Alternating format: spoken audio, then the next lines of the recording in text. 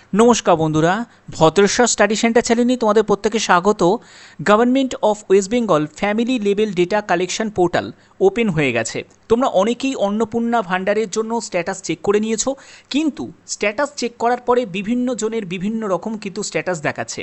এবার আজকের ভিডিওর মেন বিষয়বস্তু কোন স্ট্যাটাসের কী মানে এবং এই যে স্ট্যাটাস দেখালে তোমাদের কি করতে হবে সেই করণীয়টাও তোমাদের বলবো। তো চলো ভিডিওর মাধ্যমে সম্পূর্ণ তথ্য এই ভিডিওতে ক্লিয়ার করছি, ভিডিওটা শেষ পর্যন্ত দেখবে। এর জন্য তোমাদের social registry.wb.gov.in এর একদম অফিসিয়াল পেজে ভিজিট করেছি। এখান থেকে সিটিজেন ফ্যামিলি লগ ইনে তোমাদের এই অ্যাক্সেস সিটিজেন পোর্টালে ক্লিক করে তোমাদের ডিস্ট্রিক্ট তোমরা এখান থেকে সিলেক্ট করে নেবে, ঠিক আছে। তোমাদের যে জেলা সেটা সিলেক্ট করবে, মোবাইল নাম্বারটা বসাবে এবং সেই মোবাইল নাম্বারে একটি ওটিপি আসবে। তারপরে তোমাদের ক্যাপচা কোড বসিয়ে তোমাদের রিকোয়েস্ট ওটিপি অপশানে ক্লিক করলেই সেই ওটিপিটা দিয়ে তুমি লগ ইন করতে পারবে। এবার চলে যাচ্ছি স্ট্যাটাসে কি কি দেখাচ্ছে। তো প্রথম যে স্ট্যাটাসটা সেটা হলো অ্যাপ্রুভড।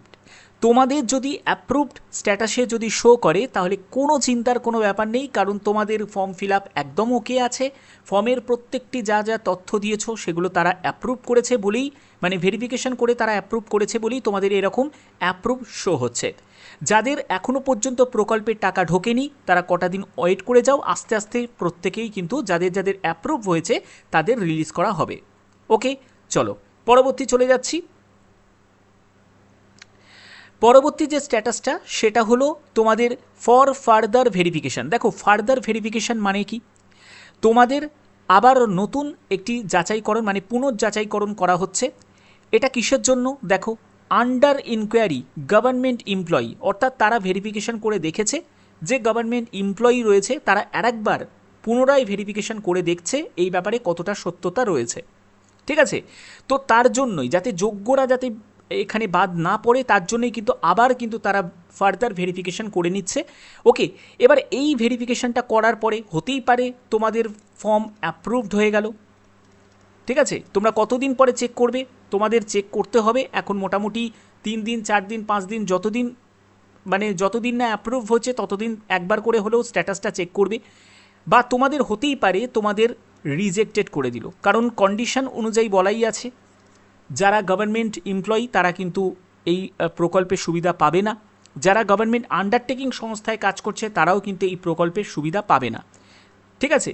তো তার জন্য তারা একটা পুনর্যাচাইকরণ করে নিচ্ছে, করে নেওয়ার পরে হতেই পারে তোমাদের অ্যাপ্রুভ করলো বা হতেই পারে তোমাদের রিজেক্টেড করলো। যদি গভর্নমেন্ট এমপ্লয়ি হয়ে থাকো, সেটা যদি তারা ইনফরমেশন একদম প্রপার ওয়েতে যদি পেয়ে থাকে তাহলে কিন্তু সেক্ষেত্রে রিজেক্টেডই হয়ে যাবে। চলো পরবর্তী যে স্ট্যাটাস সেটা হলো তোমাদের এরকম দেখাচ্ছে, সেটা হলো ব্যাঙ্ক ভ্যালিডেশন ফেলিওর। এইটা কিন্তু অনেকের দেখাচ্ছে এরর কোড 1, এরর কোড 2 বলে এরকম তোমাদের শো হচ্ছে। এই ব্যাঙ্ক ভ্যালিডেশন ফেলিওর কিসের জন্য? এটা নিয়ে আমি বহুবার তোমাদের বলেছি যে ডিবিটি লিঙ্ক অবশ্যই, আমাদের মাননীয় মুখ্যমন্ত্রী শুভেন্দু অধিকারী মহাশয় তিনি কিন্তু বলেছেন যে ডিবিটি লিঙ্ক কিন্তু অবশ্যই থাকতে হবে। ধরো তুমি ফর্ম ফিল আপ একদম ওকে, কোনো সমস্যা নেই ফর্ম ফিল আপে, কিন্তু তোমার ডিবিটি লিঙ্কই করা নেই, তাহলে কিন্তু এইরকম তোমাদের শো হবে যে ব্যাঙ্ক ভ্যালিডেশন ফেলিওর শো হবে।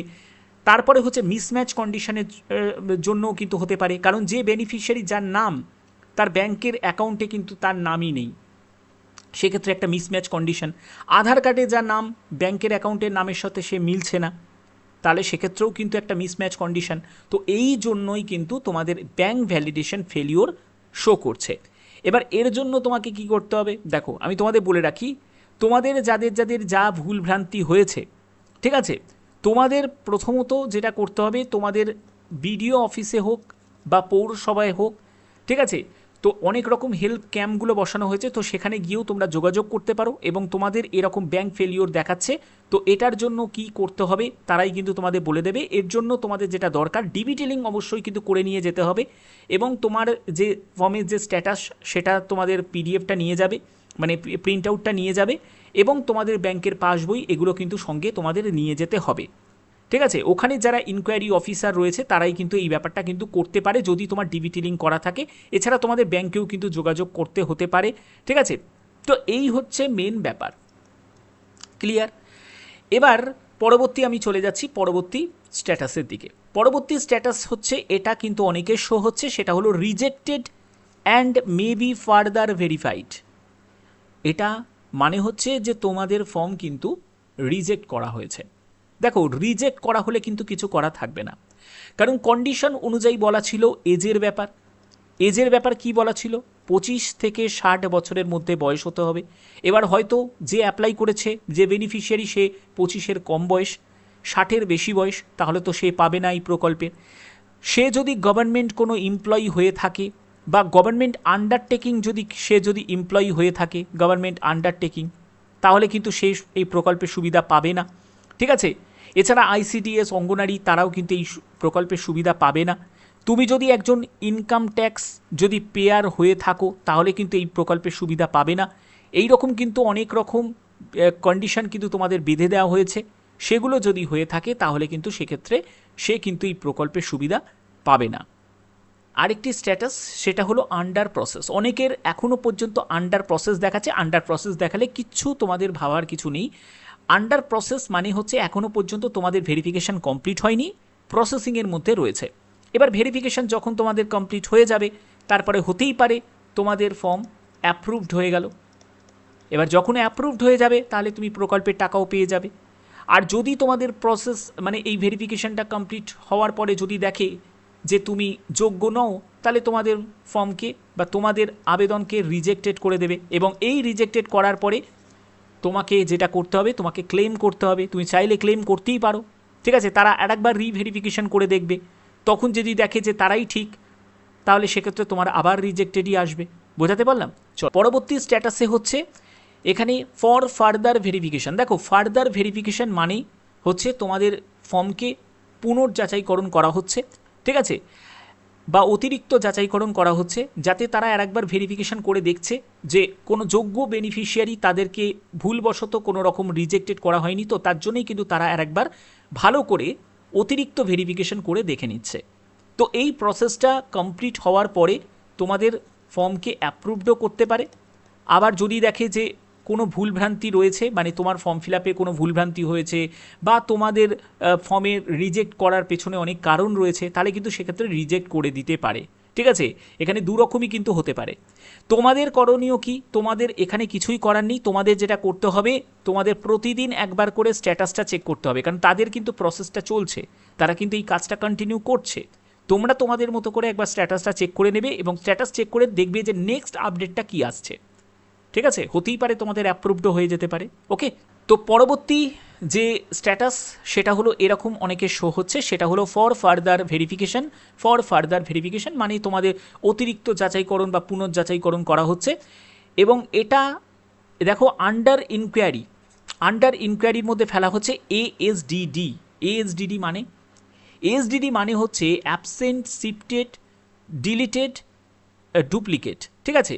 এটা হলো এসআইআরে তোমাদের একটা তালিকা প্রকাশিত করা হয়েছিল এএসডিডি, ঠিক আছে, যাদের নাম বাদ গেছে বা মানে অ্যাবসেন্ট ছিল, ঠিক আছে। তো ভোটার আধিকারিকরা তাদের বাড়িতে গেছিল, তাদেরকে পায়নি, তো এই রকম অনেকের, ঠিক আছে, সেই অ্যাবসেন্টের লিস্ট কিন্তু তাদের প্রকাশিত করেছিল, যেটার নাম হলো এএসডিডি লিস্ট। ওই লিস্টের মধ্যে তোমার নাম পাওয়া গেছে, যার জন্য তারা কিন্তু তোমাকে আন্ডার ইনকোয়ারির মধ্যে ফেলে রেখেছে এবং সেটার জন্য তারা আরেকবার অতিরিক্ত যাচাইকরণ করে দেখছে যে তুমি কি আদৌ এলিজিবল। যদি ট্রাইব্যুনালে থাকে তাহলে সেক্ষেত্রেও তারাও কিন্তু ভালো করে একবার যাচাইকরণ করে দেখছে যে মানে তুমি যোগ্য কি যোগ্য নয়, ঠিক আছে। তো সেই ব্যাপারে নাগরিক যারা আছে তারাই তো অবভিয়াসলি তারা পাবে, তো সেক্ষেত্রে তারা কিন্তু আরেকবার মানে অতিরিক্ত লেভেলে কিন্তু যাচাইকরণ করছে। তো এটার জন্য তোমাদের যেটা করতে হবে, তোমাদের একই রকম তোমাদের স্ট্যাটাস এভরি ডে তোমাদের আপডেটটা নিতে হবে, কারণ নেক্সট আপডেটটা খুব ইম্পর্টেন্ট। হতেই পারে তোমাদের ফর্ম অ্যাপ্রুভ করে দিল, আবার হতেই পারে তোমাদের ফর্ম রিজেক্টও হতে পারে, ঠিক আছে। এটা কিন্তু সম্পূর্ণ মানে ডিপেন্ড করছে যে তোমাদের মানে তুমি যদি যোগ্য হও সেই ব্যাপারে ভেরিফিকেশানে মানে করার জন্যই কিন্তু এতগুলো তোমাদের প্রসেসের মধ্যে দিয়ে এগোচ্ছে। ওকে, তো পরবর্তী যে স্ট্যাটাসটা সেটা হলো ফর ফার্দার ভেরিফিকেশান। এবং এই ফর ফার্দার ভেরিফিকেশানে under inquiry more than 3 rooms in urban area, এই স্ট্যাটাসটা অনেকেরই শো করছে। এখানে তোমাদের করতে কি হবে আমি বলছি। দেখো, প্রথমে বলে রাখি, যারা আরবান এরিয়া মানে শহরাঞ্চল থেকে রয়েছে, যাদের 3টের বেশি পাকা রুম রয়েছে, তাদের ক্ষেত্রে কিন্তু এরকম শো হচ্ছে। এবং যদি তুমি রুরাল এরিয়া থেকে থাকো তোমাদের কিন্তু এরকম প্রবলেমটা হবে না, কারণ রুরাল এরিয়া থেকে যারা রয়েছে মানে গ্রামাঞ্চল থেকে তাদের ক্ষেত্রে রিল্যাক্সেশন দেওয়া হয়েছে। এবার এই ফর ফার্দার ভেরিফিকেশন মানে অতিরিক্ত তারা যাচাইকরণ করে নিচ্ছে, করে হতেই পারে তোমাদের ফর্মকে অ্যাপ্রুভ করতে পারে, আবার হতেও পারে তোমাদের ফর্মকে রিজেক্ট করতে পারে, যদি তোমাদের এই যে কন্ডিশন তোমাদের যেটা দেওয়া রয়েছিল সেই কন্ডিশন যদি ফুলফিল না করতে পারে। তবে এখন তোমাদের কিছুই করতে হবে না, তোমাদের যেটা করতে হবে সেটা হলো প্রতিদিন একবার করে হলেও তোমাদের স্ট্যাটাসটা আপডেটটা নিতে হবে। এই আপডেটটা খুব ইম্পর্ট্যান্ট। চলো আমরা পরবর্তী স্ট্যাটাসে কি আছে সেটা চলে যাই। পরবর্তী সেটি হলো এরকম স্ট্যাটাসও অনেকের শো হচ্ছে, সেটা হলো for further verification under inquiry page income tax.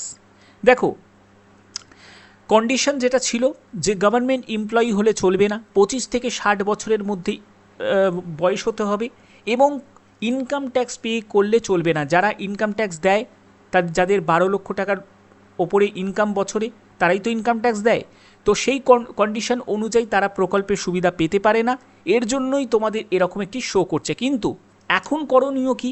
এখন কিছুই তোমাদের করতে হবে না, তোমাদের এখন ভেরিফিকেশন তারা করছে, অর্থাৎ পুনর্ভেরিফিকেশন করছে। এই পুনর্ভেরিফিকেশন করার পরে তারা যদি দেখে যে সত্যিই তুমি ইনকাম ট্যাক্স দাও, এখন জাস্ট তারা মানে প্রাথমিক লেভেলে একটা যাচাইকরণ করেছে, কিন্তু ফাইনালি যাচাইকরণ করার পরে যদি সেটা যদি ধরা পড়ে যে সত্যিই তুমি ইনকাম ট্যাক্স দাও, তোমার আর্থিক দিক থেকে তুমি অনেকটাই সচ্ছল, তাহলে সেক্ষেত্রে কিন্তু তোমাদের ফর্ম রিজেক্ট হয়ে যাবে। আশা করি এই ভিডিওর মাধ্যমে যা যা ইনফরমেশন ছিল সেগুলো তোমাদের একদম স্টেপ বাই স্টেপ তোমাদের মানে দেখিয়ে দিলাম। এছাড়া তোমাদের আর কি কি তোমাদের স্ট্যাটাসে শো করছে সেটাও তোমরা কমেন্টে জানাতে পারো। আশা করি ভিডিওটা ভালো লেগেছে। এখনের মতো এটুকুই, টাটা।